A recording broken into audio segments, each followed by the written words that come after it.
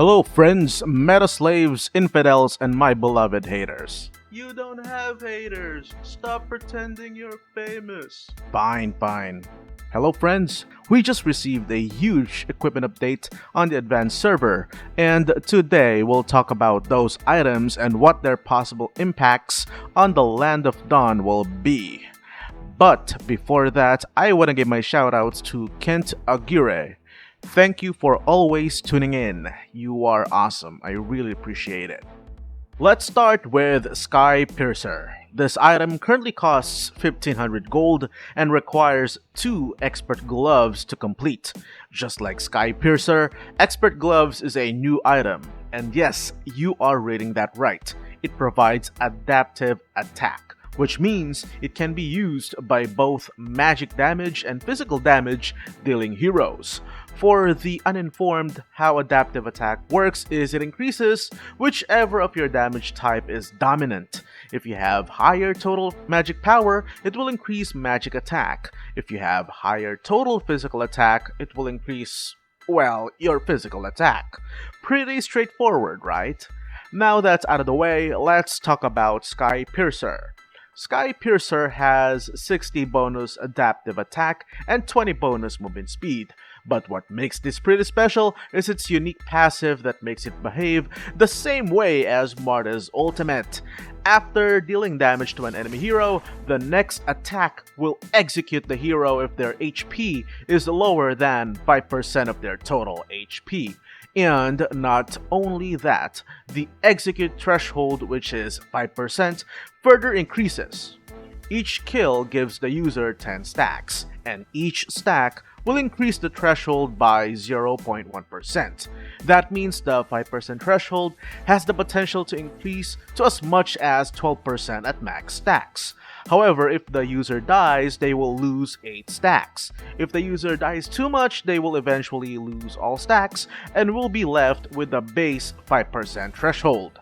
This can be an excellent anti-tank item since its damage scales based on the target's total HP.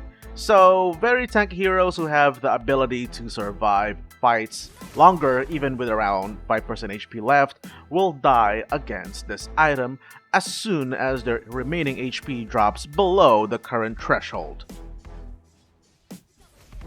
Since this was just released, I don't see any specific hero benefiting directly from this item, or basically, I don't see it as a core item. However, it is definitely an excellent counter item against tanky heroes. Next is the Malefic Gun. This is an item which provides average stats. It has 30 bonus physical attack, 20% bonus attack speed, and 15% bonus critical chance. This has an active effect which allows the user to increase the range by 15% for 2 seconds, which has a cooldown of 70 seconds. Unlike other active equipment though, this is a little different because you can extend this active effect beyond its 2 seconds duration each time a basic attack hits a hero. This means that hypothetically, if the user keeps on landing basic attacks on enemy heroes, they will be able to prolong the duration of this effect indefinitely until all heroes are eliminated. In addition to that, basic attacks also increase the movement speed of the user by 10% whenever a basic attack lands. Melee heroes that rely on basic attacks such as Zilong and Argus can take advantage of this item. However, I strongly believe this will not benefit them as much as it would benefit marksman heroes. After all, the bonus range is percentage based, which means if the user already has a short range, the amount of bonus range they will get from this item will be significantly less than what ranged heroes will get. Not to mention that you need to keep landing basic attacks in order to extend the duration of this effect, which means a hero that can use their basic attacks from a greater distance would be more ideal. The heroes that came to mind when this item was revealed are Layla and Mia. Next is Pandora's Box. This is a magic power item that provides 70 bonus magic power and 10% bonus cooldown reduction. It's an excellent anti-tank item because of its ability to deal bonus damage on top of the damage the user deals, which scales according to their max HP. For every 300 magic damage dealt, an extra projectile will be launched on the target, which deals damage based on 1% of their max HP. That basically means the greater the target's max HP is, the greater the damage this unique passive will inflict. This item works great on any hero that deals magic damage, even heroes that deal magic damage using basic attacks. It also doesn't matter what type of magic skill damage the hero deals. Even if it's a single hit magic damage skill, as long as it meets or exceeds the 300 magic damage threshold, it will deal the equivalent number of instances the unique passive will activate. For instance, Eudora dealt 800 damage. Since the threshold was met 2 times, using her first skill, the item dealt bonus damage twice. For heroes who deal very little magic burning damage, the item's unique passive will remain inactive until they reach the 300 damage threshold. Also, as far as the current advanced server patch goes, this item's unique passive deals true damage. Glowing Wand and Necklace of Durans got merged. In other words, they removed the Necklace of Durans and put a portion of its effects on Glowing Wand instead. Glowing Wand provides 75 bonus magic power, 400 bonus HP, and 5% bonus movement speed. It retained its burning damage, which is equal to 1.5% of the target's max HP per second, which gets activated after dealing magic damage. But it now has Life Bane, which basically reduces shield and HP regen effects of enemies which the user dealt damage on. The good thing with this item is it behaves the same way as Sea Halberd, which allows the user to inflict Life Bane even if the damage dealt only came from a non-magic basic attack. What I like about this merge is the Life Bane inflicted by Glowing Wand is extended by its burning effect. So if you're using a hero like Valier, you can enjoy watching your enemies have their hearts broken for an extended period of time.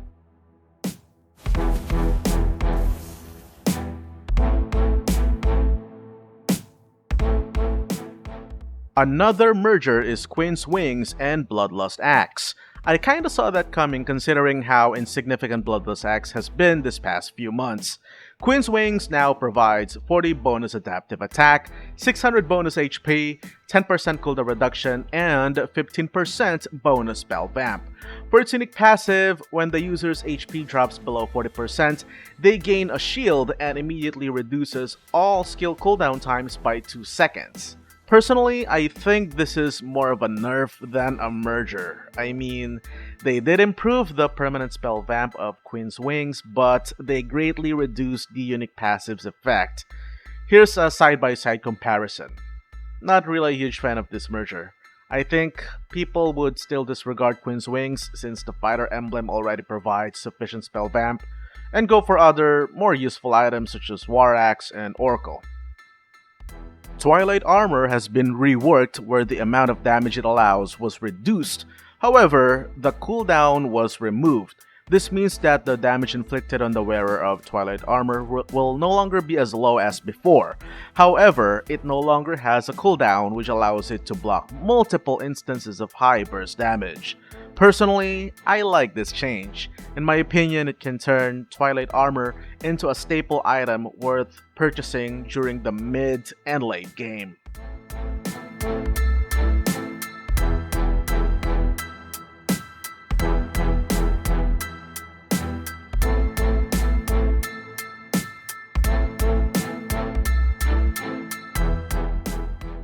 Clock of Destiny, in my opinion, was greatly nerfed. Not only are the base stats less, but the unique passive was dramatically changed as well.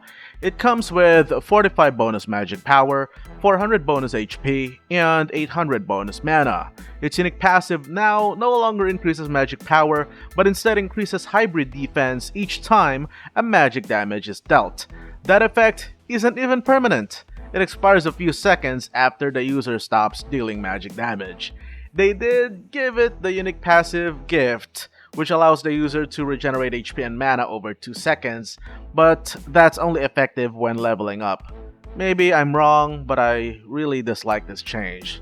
Let me know in the comment section what you think.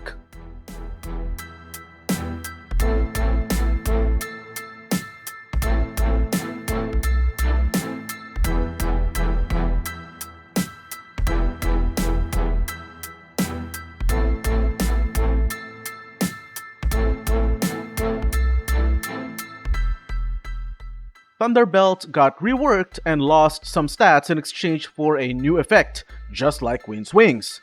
I'm not sure how to feel with what they did to Thunderbelt though. I like the additional perks it provides, but feel disappointed with the removal of some stats. It comes with 800 bonus HP, 20 bonus hybrid defense, and 20 bonus movement speed. Its unique passive now has a longer cooldown of 4 seconds, however packs a stronger punch which slows all enemies within its range by 99%, which seems to be a typographical error, since the slowing effect seems identical with the one we have on the original server. Regardless, it does deal stronger true damage, so I think there's a silver lining to this. The good thing about the new Thunderbelt is it allows the wearer to gain 1 hybrid defense every time this effect is activated against any number of heroes. This makes it an item that's ideally purchased during the early game in order for you to rack up stacks, which will allow you to gain permanent hybrid defense. I think the purpose of this item was to give certain heroes greater edge on the late game by giving them increased defenses. Too bad they removed the 10% bonus cooldown reduction, which to some players, including myself, might be a deal breaker, not to mention that the mana regen was also taken out. Dominance Eyes was changed slightly. In my opinion, this is a legitimate adjustment that might favor some heroes. The stats remain unchanged, but now its unique passive is not area of effect based. Instead, it reduces the attacker's attack speed.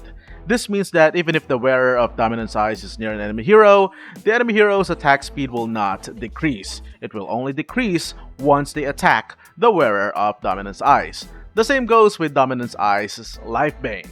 It is no longer an area of effect. It now only affects the attacker. Also, the attack speed reduction this inflicts is higher.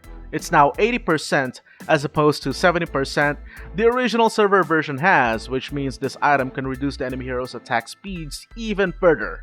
Personally, I think it's a good trade-off, though I must say, marksman heroes will not be protected as well as before. If before, heroes wearing Dominance Eyes simply needed to stay close to their marksman to protect them and reduce the attacker's attack speed, now they won't be able to do that. The attacker has to attack them as well, which means people need to be smarter when it comes to positioning. Black Eye Shield is one of the components of Dominance Eyes, and I think this is going to be one of the most used items, assuming it gets released on the original server as is. It has the same stats as before, however, its attack speed reduction was further boosted to 90%. Pretty hefty attack speed reduction if you ask me. As a mage item, fleeting time was slightly nerfed, but overall, this is a massive buff in my opinion. It now provides 30 bonus adaptive attack, 600 bonus HP, and 15% bonus cooldown reduction. Because of the stats adjustment, this makes this item compatible with any hero type, regardless if they rely on magic power or physical attack. Just like before, its unique passive remains exactly the same. Personally, I think a lot of fighters will be able to take advantage of this item, especially since it provides massive bonus HP. Maybe even tanks too. Winter Truncheon is now called Winter Crown. The only thing that changed is its name and its stats. It's now compatible with more heroes, since it now has 60 bonus adaptive attack, 400 bonus HP, and 5% bonus cooldown reduction. Not sure how I feel about Blood Wings. It kinda sucks that its bonus magic power was greatly reduced, and its unique passive now has a longer cooldown time. However, they gave it a tremendous 150 bonus movement speed for 1 second if the shield breaks. Obviously, it was created that way as an escape mechanism, but personally, I'm not too happy with this move. I kinda prefer the original Blood Wings. Holy Crystal, on the other hand, received a massive buff. The unique passive remains the same, but its bonus magic power is now a whopping 185 points at the expense of having a higher cost. Ogre Tomahawk is a tier 2 item which was greatly nerfed in exchange for having a lower cost. It no longer has a unique passive, and its bonus physical attack was reduced. Endless Battle remains almost the same but received a nerf on the bonus physical attack in exchange for being cheaper. And finally, War Axe and Blade of Heptasis remain the same. Only difference is Ogre Tomahawk is now part of these items' build paths. What do you think about this item adjustments and new items? Leave your thoughts in the comment section below, and if you haven't yet, don't forget to hit like, share, and subscribe to the channel. Stay safe, everyone. Peace.